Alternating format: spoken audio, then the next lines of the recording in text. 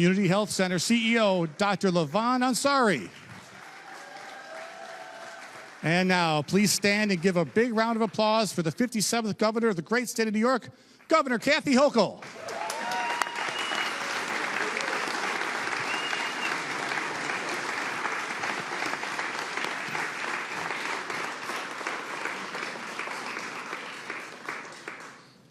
Ladies and gentlemen, it is my honor to welcome on behalf of our Board of Trustees and the administration of this great college, the 57th Governor of the state of New York, Governor Kathy Hochul, to SUNY Niagara.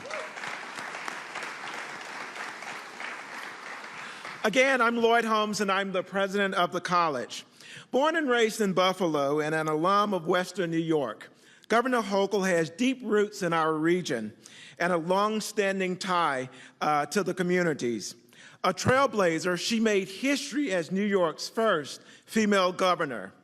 Since taking office, Governor Hochul has charted a bold vision for the state, investing in health care workers and small businesses, strengthening public safety, defending reproductive and gun safety rights as a national leader for progressive values, and expanding education and workforce development.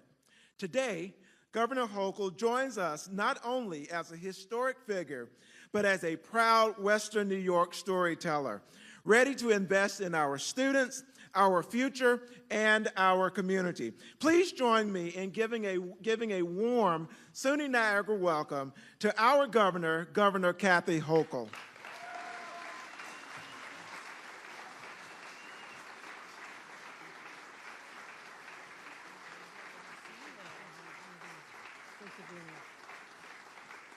Good morning.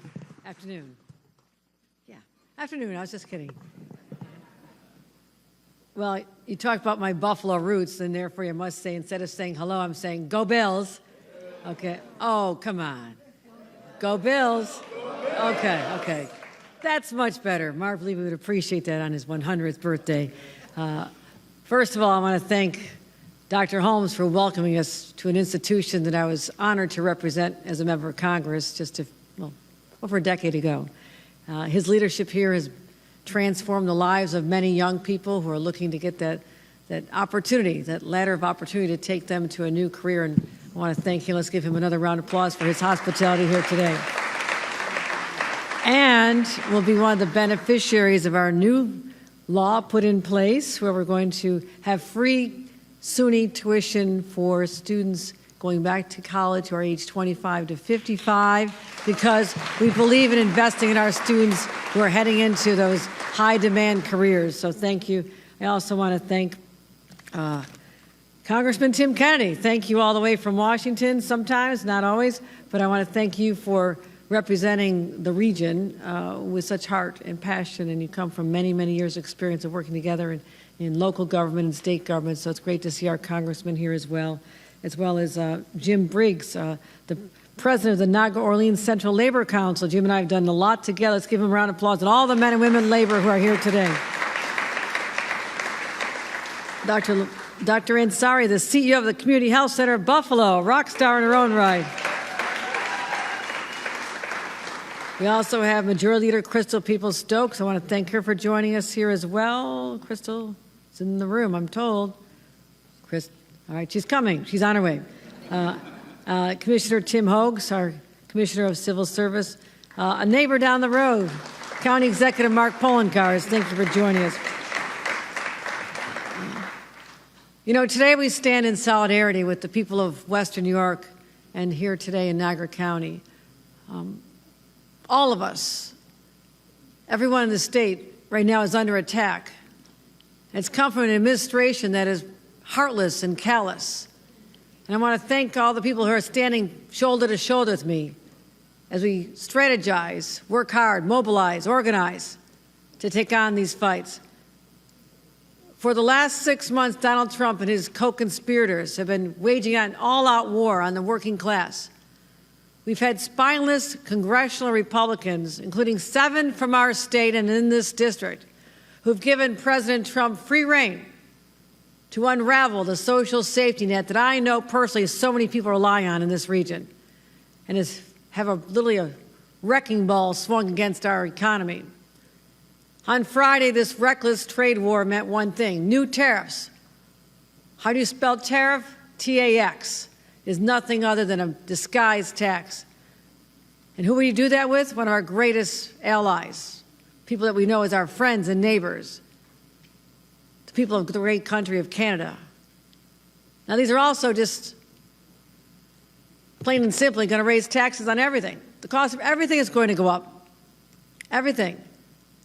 And all the hard-earned work you do to bring home that paycheck, it's going to go less and less to buy the groceries you need, like the ones we see here.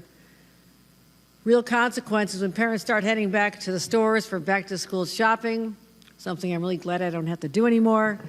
But I know what it's like. You know, we should try and figure it out. Where are we going to get our clothes from for the kids? How are we going to manage this? You know, they outgrew their sneakers from the year before. The backpack looks a little ratty. Time for a new one.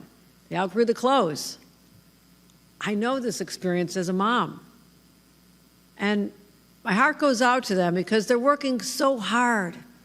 I always brag about the work ethic of the people here in Western New York because I know how hard everyone works. You know, we have grocery stores that'll be bringing in produce that costs more. Home builders, I want more homes built in this entire region to give people the dignity of home ownership.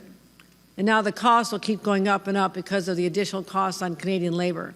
These are real consequences on our towns and cities and our people. But also, the tourism industry is taking a hit. Our culturals, sporting events, the downtown areas that people have visited for so long with ease coming over from Canada. Guess what, my friends? They don't want to come anymore because they've been insulted, disrespected by the President of the United States. And I know this personally because I convened with other Northeastern governors, the premiers of all the Canadian provinces. I sat down with them. What'll it take to get things back on track? We love you. It wasn't us. It was him. And you know what?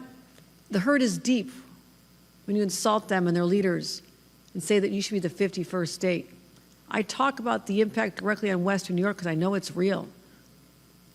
I took my grandbaby, first visit to Buffalo ever. She's 3 years old, last weekend.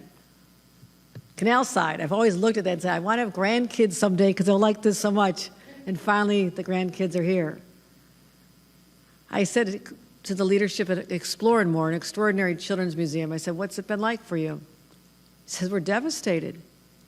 We used to get 1,400 Canadians visiting every month. Now it's 40. That's just one example of what's going to happen to our museums and our culturals and our malls. They come in to shop, stay in our hotels, come for sporting events. All unnecessary, this infliction of pain on so many others. And where are we going with this? You know, our restaurants are going to be hurting, our hotels, small businesses. But, you know, when I look at these groceries next to me, it's not just that. It's health care. And health care is deeply personal to me. I was proud to have this as my congressional district. I worked hard. We saved the air base that I just flew into. Worked hard to support our community colleges, try to create connections for people to get the skills and get jobs. That was my passion.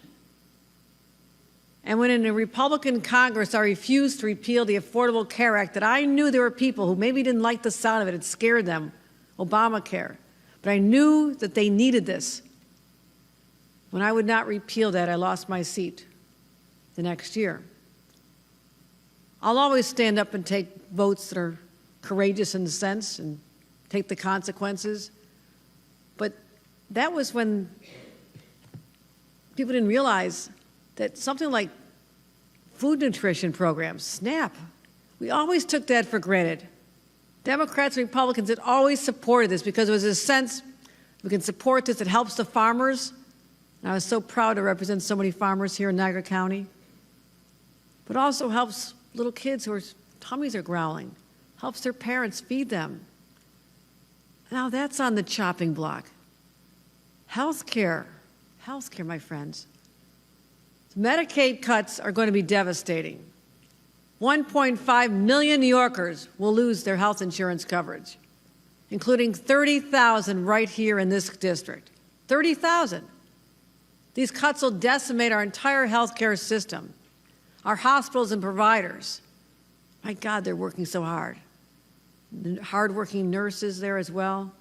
They stand to lose $8 billion in federal funds every single year. How do you make that up? Layoffs. We're predicting 34,000 hospital workers, including 1,000 in this district alone. My friends, they didn't tell you this. They thought you wouldn't notice. We'll push off some of this pain until after the next election because they don't think people are smart enough to remember what they did to them. Well, my job is to remind you what they're doing to you and our community. And some of them are union members that have joined us here today. You know, I come out of hardy union stock.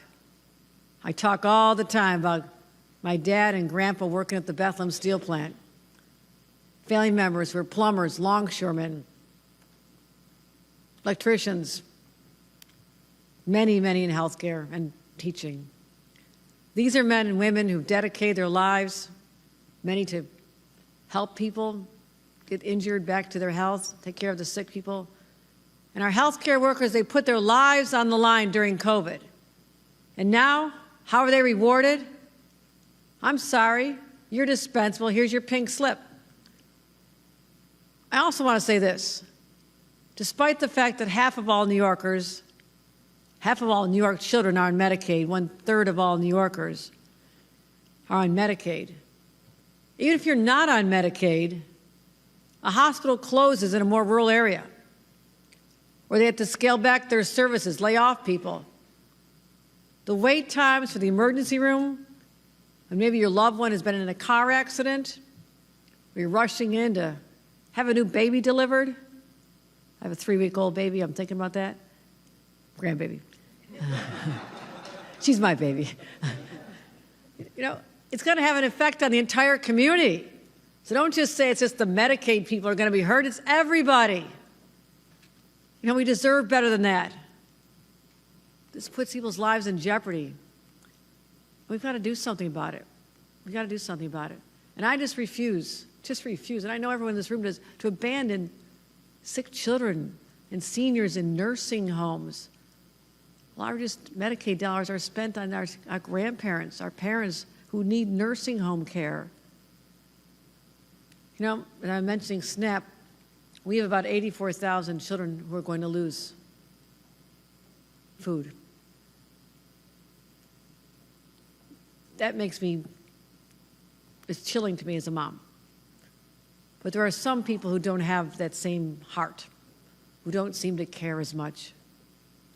And I'm referring to the 7 Republicans in Congress who had the power to do what was right. If any one of them, 2 of them walked together into the Speaker's office and said, you know what, we just can't do that to our districts. We're from New York. We can't do it. Don't go there. None of them did it, including Congresswoman Kennedy, who now represents this district. They're all more concerned about lining the pockets of billionaires. Oh, we can give you tax cuts. Well, how do you pay for it? Oh, these poor people aren't going to do anything about it. They don't have any power. Really? I mean, her priority is making President Trump's birthday a national holiday instead of fighting for hungry kids? I mean, come on. You know, it gets a little frustrating, but I'm motivated. I'm fired up. Continue teaming up with our great congressional delegation, Tim Kennedy from here all the way down to Hakeem Jeffries in Washington. Some of these people don't have any idea what compassion's all about, but we do. Compassion means you take care of people. We don't turn our backs on others. And I'm going to tell you this as we're wrapping up on this. I have done everything I can to help in the state of New York. I consider being your governor the highest honor of my life. In our budget this last year, I said last year, the year before, I said, we have to do more to put money back in people's pockets. They're struggling. So we worked together, Crystal Peoples-Stokes has joined us. We worked hard to find a path to put upwards of $5,000 back in the pockets of hardworking families. How do we do that? For little kids, families with little kids, if you have a child under the age of 4, which I know personally is the most expensive time because all that formula and diapers cost so much, $1,000 back in their parents' pockets. Older kids, $500 per child.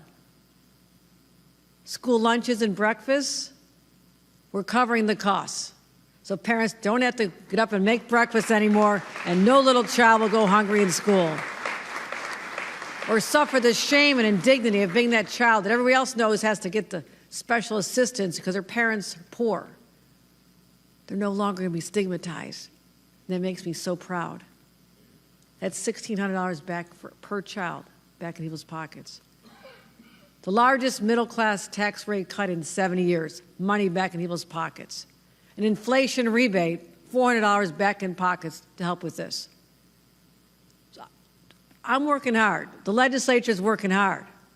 Money back in your pockets. But you know what? By artificially having the cost of everything go up because of these tariffs, it's going right back out. How do you get ahead?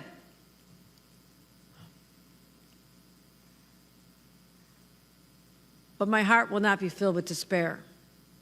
I still have hope. I don't want people to worry. I want them to know they have leaders who care about them deeply, but also fight like hell for them. And we are ready to fight back. And I don't care about those who say you can't do it.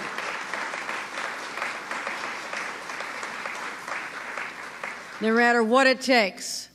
Just before I came here, I hosted some Democratic state legislators from the state of Texas. Now, what are they doing in the state of New York? Those of you shaking your heads know this story. They left their state to make sure there was not a quorum for a vote that would have turned our democracy on its head at the direction of Donald Trump because he wants to cheat. How? Every 10 years we redistrict. I know about this. Based on population shifts. 10 years, every state does it. They're calling a special session to change the rules now so they can take away 5 Democratic seats in Congress from the Houston, Austin, and Dallas areas. I met with them this morning. I met with the people who represent them in our state legislature, their state legislature. So they're fighting. They got on a plane last night under threats from their governor, substantial financial penalties, and they took off and said, we are not going to be witness to the destruction of our democracy. It is not happening under our watch. And I said, I'll do the same. I will look at our laws. I'll find a path. Because we cannot take this lying down, my friends. We can't surrender when we have a fight for our lives.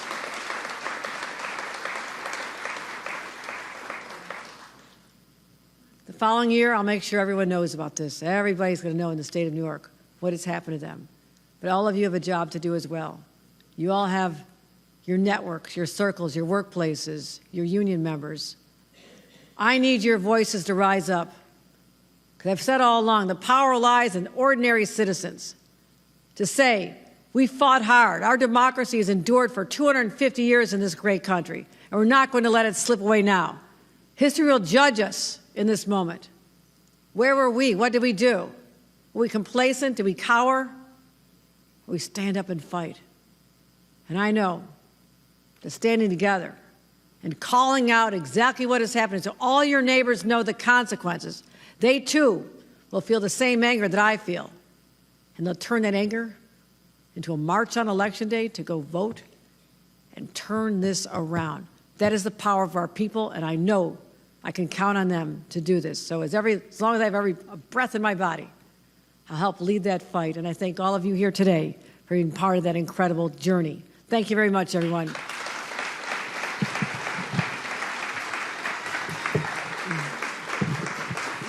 Thank you. Thank you. Ladies and gentlemen, let me bring up our great Congressman Tim Kennedy.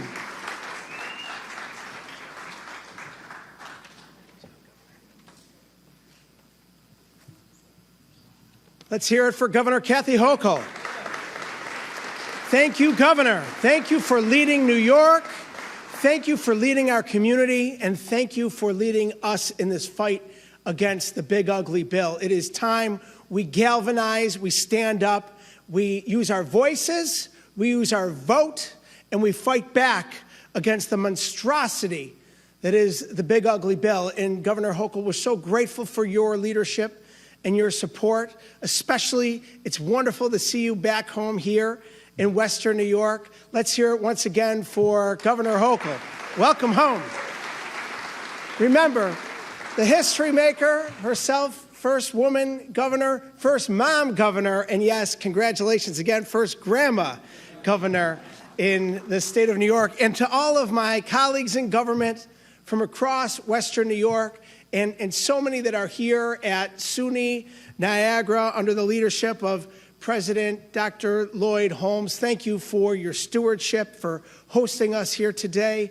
My great allies and partners in government, from County Executive Poloncarz to Majority Leader Crystal Peoples-Stokes to Mayor Tyler, to the legislators in Niagara County and Erie County and City of Niagara Falls and Buffalo, all across our community standing up for upstate under the leadership of Governor Hochul. I see my great friend, Pastor Mark Blue, here with us as well. Thank you for your leadership. As we come here to SUNY Niagara, that has been a leader in education and higher ed across New York, but starting here in Western New York, using millions of federal dollars to go towards programming and tuition assistance. SUNY Niagara is emblematic of the approach to public service that we know works, a bottom-up approach to higher education that leads to a bottom-up approach of leadership across our community. And what we're seeing from my colleagues across the aisle in Washington, the congressional Republicans, and President Trump is just the opposite. They're acting like bullies to the people of America, bullies to the people of New York, and bullies to the people of Western New York. They don't believe in the ability of government to help people raise themselves up and live the American dream, rising up out of poverty and expanding the middle class and helping those that need it the most. They see our government like a piggy bank. They want to rob the poor in our community and the middle class, to give the richest in this nation, to give tax breaks to the billionaires in this country. That's what the big ugly bill did. It was the largest transfer of wealth in American history, where the rich get richer and the poor get poorer, on the backs of the middle class in America, where all of those tax breaks that they're trying to sell to the people of America that were part of this big ugly bill, you know what? They expire. You know what doesn't expire? What they made permanent? A tax break for billionaires. That is wrong, and it's immoral, and it's un-American. By far, this bill was the worst budget bill in American history, a betrayal of the values that we stand for as Western New Yorkers, and yes, as Americans. And the damage was so staggering, so deep, that we'll be digging ourselves out of this big ugly bill for generations to come. 42 million Americans are at risk of cuts to their nutritional assistance benefits, SNAP benefits, that keep our kids and our seniors and our veterans fed across this country. 1 in 4 nursing homes at risk of closure in this country. Over 300 hospitals, including in rural communities, rural America, at risk of closure in this country. These are communities represented mainly by Republicans. They've turned a blind eye to their own constituency in order to line the pockets of the donor class, the billionaires in this country. And when fully implemented, this abomination of a big ugly bill will gut 17 million Americans, including 1.5 million New Yorkers, from their health insurance. Think about that. People are going to lose their health insurance. That means they're going to use the emergency room for preventative care. That means the emergency rooms are going to be bursting at the seams again. That means hospitals are going to have to flip the bill once again. But you know what happens? Those that are able to afford private health insurance, their premiums go up, their copays go up, and their deductibles go up. Everybody gets hurt, except for the billionaire class in this country. As a healthcare practitioner myself, an occupational therapist, I've seen firsthand what happens when people can't afford their own health insurance. As the son and a grandson of a nurse, I was brought up in healthcare, understanding that healthcare is not a privilege, it is a human right, and we need to fight for it every single day. And what Republicans are doing is just the opposite. They're ripping it out from underneath people. So pain is going to be felt across the urban, suburban, and rural parts of our community, of our state, and our nation. That's why we need great leaders like Governor Hochul and the legislature to stand up and fight for us in this time. New York, thank God we live in New York, isn't it? Don't you feel that way? Because when we're seeing what's happening across this country, it is horrific. And when we see what's happening down in Texas, as the governor had mentioned, you want to talk about un-American? They're cheating the system, they're rigging the system, and they're making it worse off for all Americans. But we're not going to let them win, are we? We are going to stand up and we're going to fight for what's right. So as we stand up and we fight back against these cuts to nutritional assistance, against these cuts to Medicaid, against these cuts to Medicare, against these cuts to health insurance across this country, we're going to stand together, we're going to organize, and we're going to mobilize, and we're going to fight back. We're going to use our voices, and we're going to use our vote, and we're going to hold those responsible that are allowing these cuts to go forward, and we're going to hold them accountable at the ballot booth. Are you with me? Yeah. Well, we're not going to take it laying down. Congressional Democrats are united. New York State Democrats are united. And we're going to fight like hell to cancel the cuts that they've put forward. So let's cancel these cuts. Let's get back to Washington. And let's put in place reforms that are right for the people of America and make sure that we're doing what's in the best interest of the people of New York and this great nation. We have to stand up and fight, and we won't stop until we win. And I'm proud to stand with you as a Western New Yorker, as someone who comes from a labor household, and as someone who has fought for organized labor and working families my entire life, to introduce to you somebody who truly cares for the people that he represents. Let's hear it for organized labor first and foremost, and let's hear it for the next speaker, Jim Briggs, the president of the Niagara Orleans Central Labor Council. Thank you so much.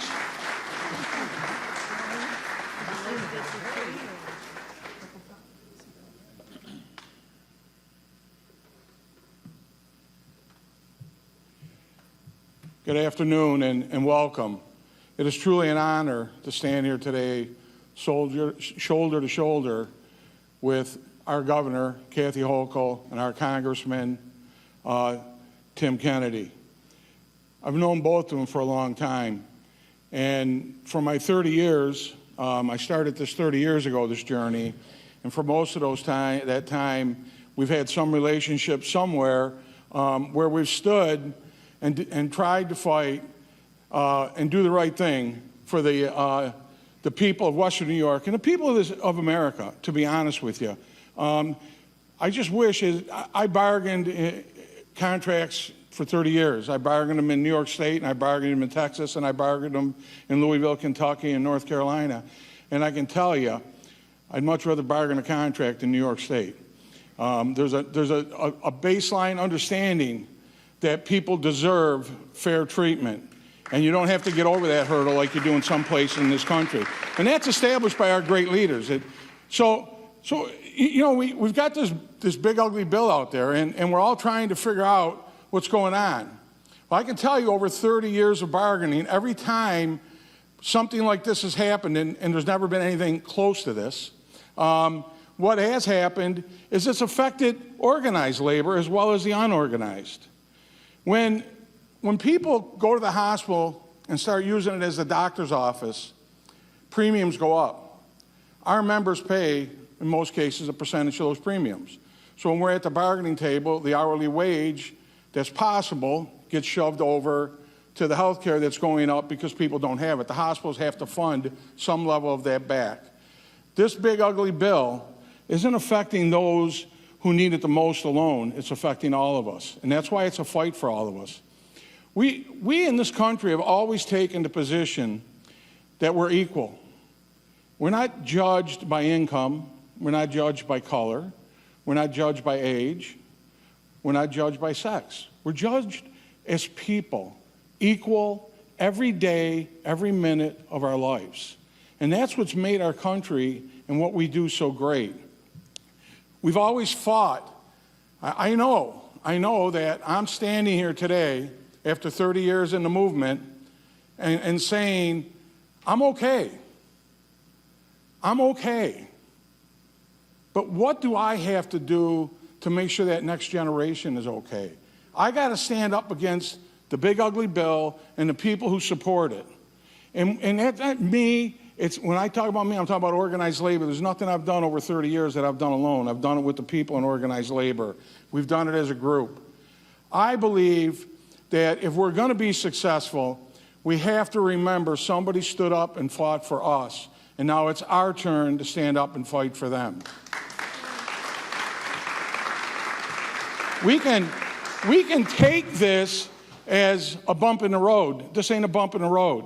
I had a discussion before.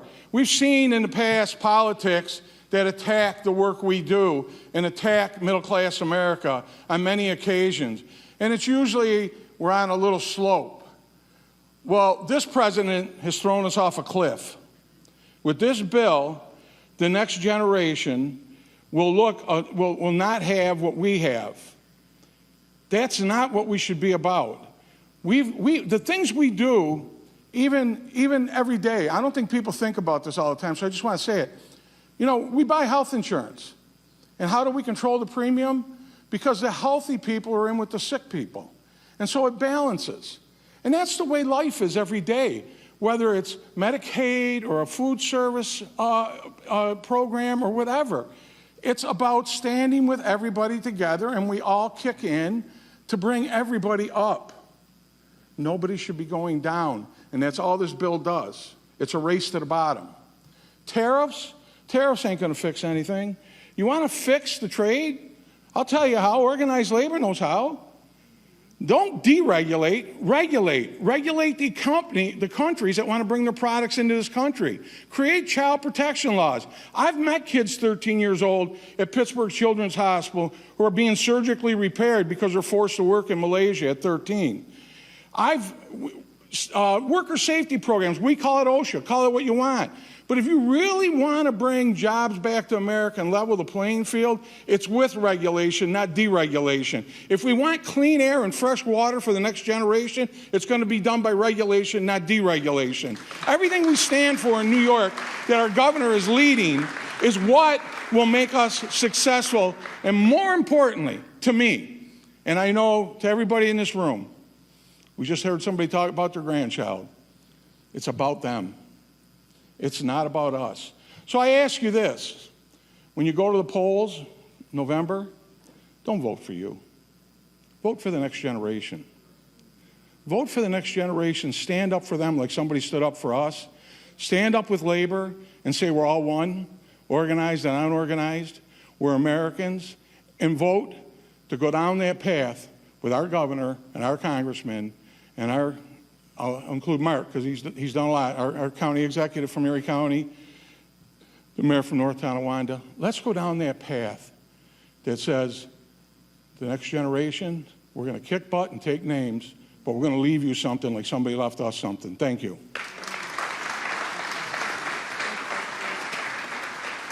Please welcome to the stage Dr. Levon Ansari.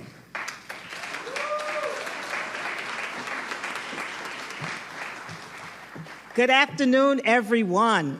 I am thankful to have this opportunity to speak today about something that cuts hard in our hearts about this nation, and how we care for the most vulnerable of us, It is an honor to stand here as a soldier and gather and reflect on both the history and the future of healthcare in this country and in Niagara Falls.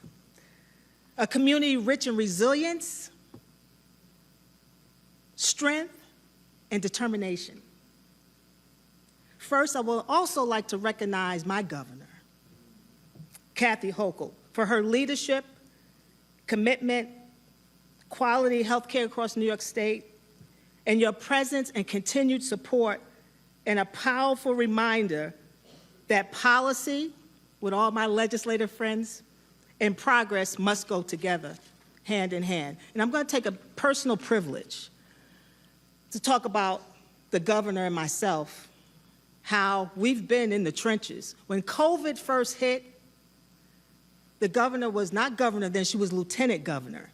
And she was one of the first legislators to come to one of the churches in Buffalo when we were short of vaccinations and all our lives were in danger because we had a disease of 100 years we have not seen. She was one of the first ones on the ground with me with this health center. I also want to bring May 14th, 2022, the tragedy at Tops.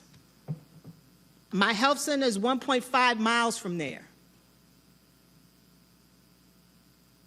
The governor was there on the front line with us. Now here we are again, saving lives, which is man-made. So I want to acknowledge the incredible people, particularly of Niagara Falls. I just want you to know that most people don't know I worked here for 10 years, so I'm glad to be back home. I have a health center in Lockport, and I have health centers in Niagara City. And I want to talk about the incredible people that people forget in rural America. Our elders, our advocates, our healers, our everyday heroes that long carry the weight of injustice, yet have never stopped fighting for what is right. So from the legacy of those who were enslaved in this region and to the generations who built this city through labor, care, and faith, this community has always been on the forefront of change, even when the systems were against us. So this big, beautiful bill, behind the headlines and the political slogans, lies a harsh truth. Deep cuts to Medicaid and the potential impact that threaten the health and stability of millions of Americans is no joke. I want to share a story that shows the importance of health care, behavioral health, and what this means in this big, beautiful bill. I got a call from my son about 1.5 years ago, and he called me in an emergency. I was on my way to work. And he says, "Mom, do you remember so-and-so?" I said, "Yes." He said his son just hung himself. The son lived with the grandparents, and they found him in the garage hung, 13 years old. His friend was not my patient. So my son has to take him to the funeral home to see his son to help do the funeral arrangements. His dad was a working homeless. So as a health center, we deal with crisis every day, not just care we deal with the whole person. So those cuts don't just affect numbers on a budget sheet. They affect children, seniors with disabilities, and working families, many of whom already struggle for access for consistent quality care. Rural hospitals, community health centers, clinics. We cannot sustain what we're going to lose. Community health centers alone in this state will lose $300 million. We are already on very small margins. So I want to just be clear that this is not just a healthcare issue, it's everyone's issue. The heart doesn't know any color. The brain doesn't know any color. So if you need help, you think you're going to go, oh, I need a black person or a white person? We're going to do what we have to do because the human spirit and the human body is the same. So cutting Medicaid doesn't create efficiency. It creates emergencies, as we talked about earlier, emergency room backlogs, untreated mental illness, rising infant mortality rates. The cuts will also cut health care, a system where we need to save money.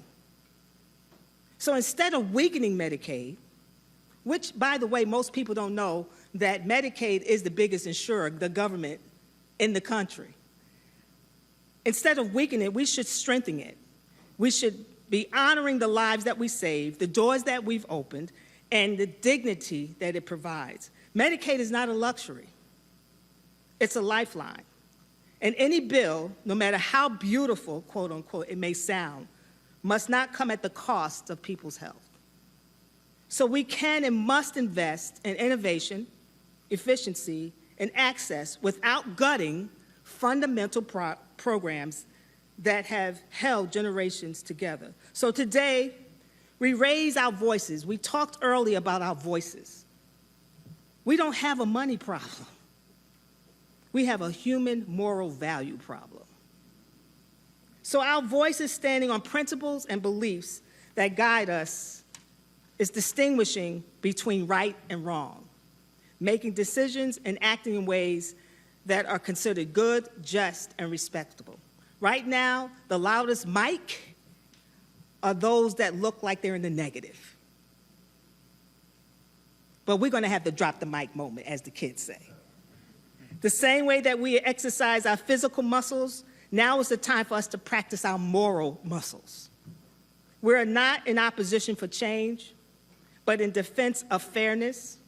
Let's fix what's broken without breaking the people who trust us to protect their care. The power is in all of us. Thank you very much.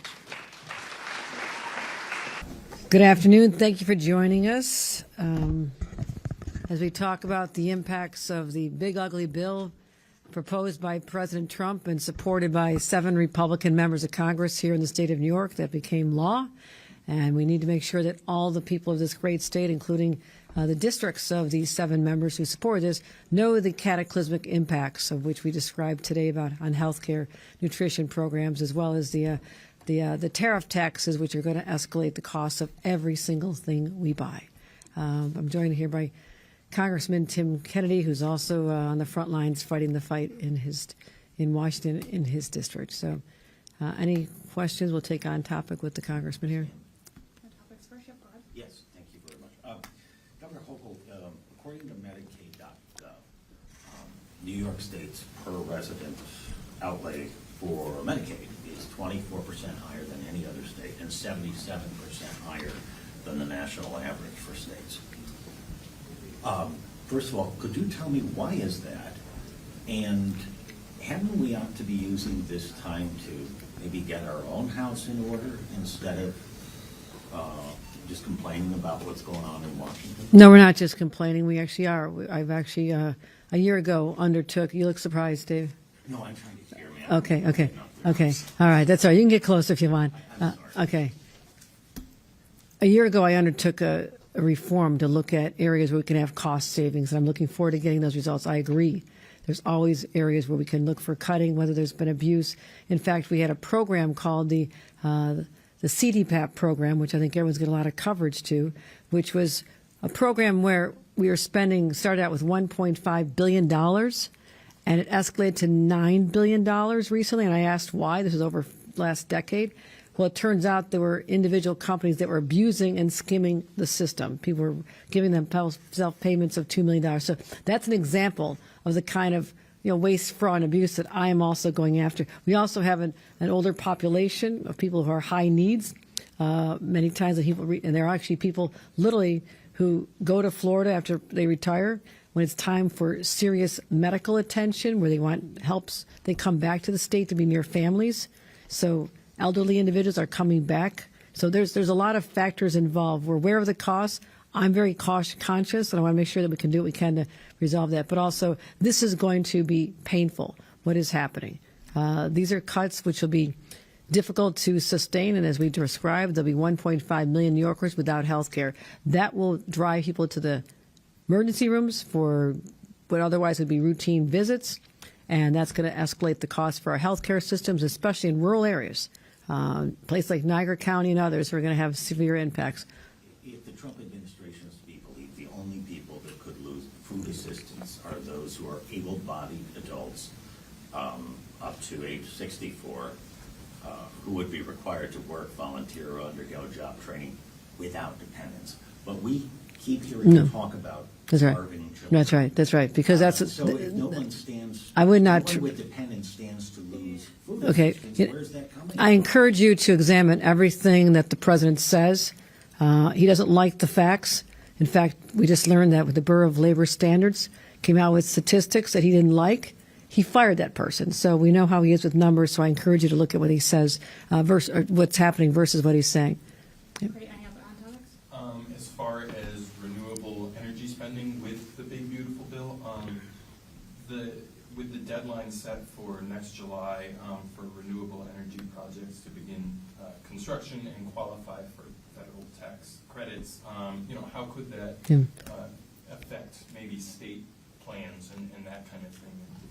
No, it's devastating. When we learned this, the open hostility toward programs to supercharge our ability to head into a clean energy future for our children and grandchildren, what the Republicans and Donald Trump did, is going to have dire effects. So I assembled my team immediately, and we are trying to do everything we can to expedite those that are already in the pipeline to get the approvals they need to move ahead.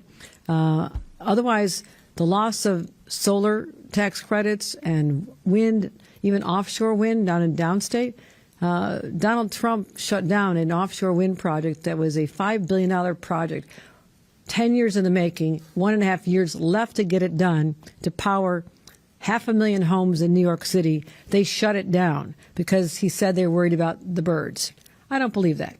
I went in, argued, we were successful in that one case, but it has suppressed interest in doing this in our country, whereas other countries are leaning into this, and it is enormously frustrating to me, but we're doing everything we can to make sure the products that are already out there seeking approvals get them as soon as possible. Governor, you mentioned during your press conference today, the meeting that you had with Texas legislators. What can you say more about what was discussed and then the actions that you and the other legislators will take against Trump and the efforts to redistrict the state of Texas? No, we're not going to support unilateral disarmament.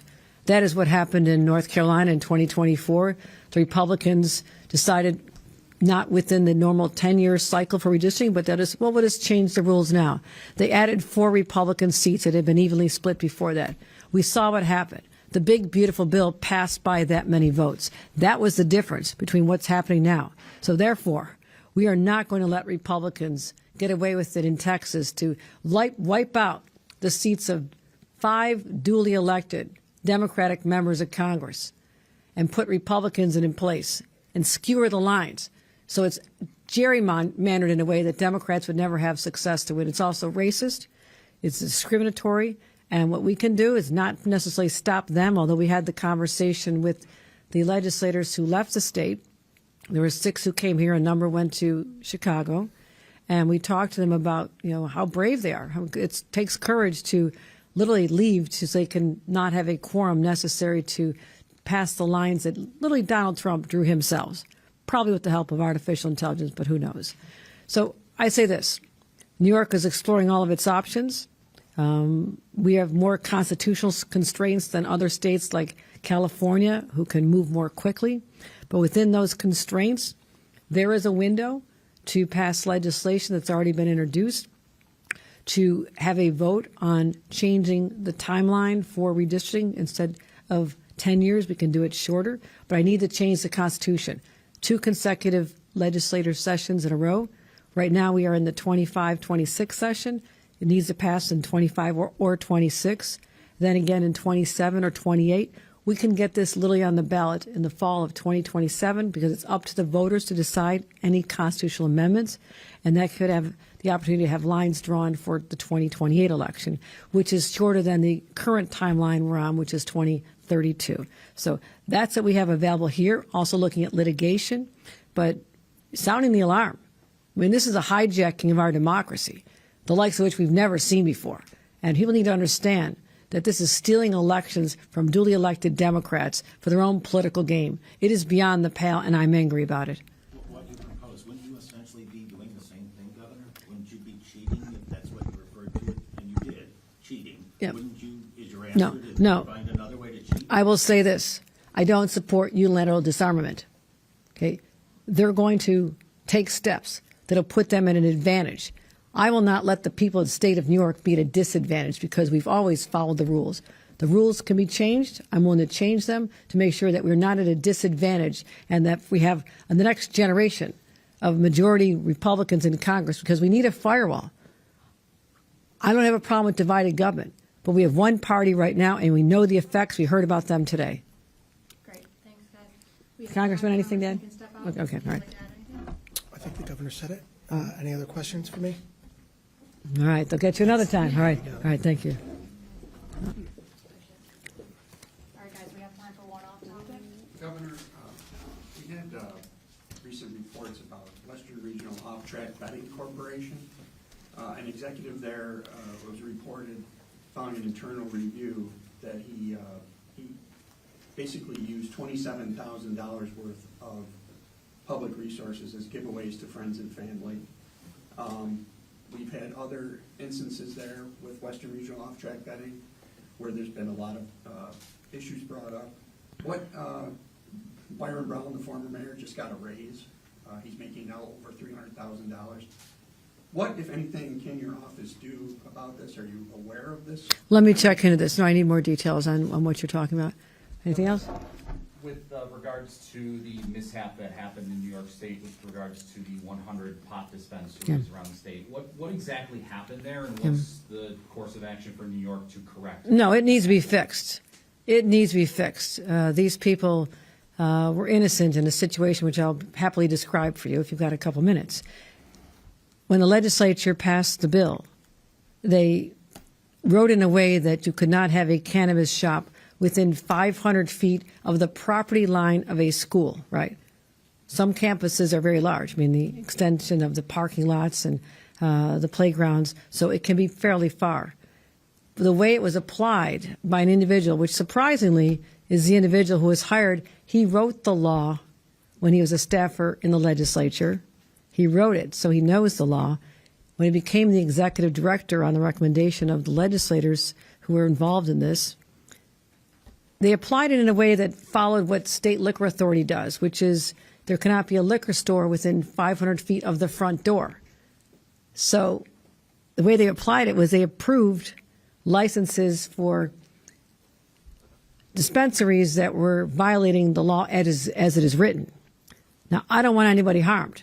We've already set aside money to help those who are struggling right now, but I am working hard. I have to get a legislative change. So in a few months, we get back together in January. I've committed to getting this reform done, get it changed, so no one feels the effect. It's been a troubling time for these individuals. My heart goes out to those who, felt that this means their livelihood and everything they've worked for is literally going up in smoke. But we're not going to let that happen. All right, thanks, everybody. Appreciate it.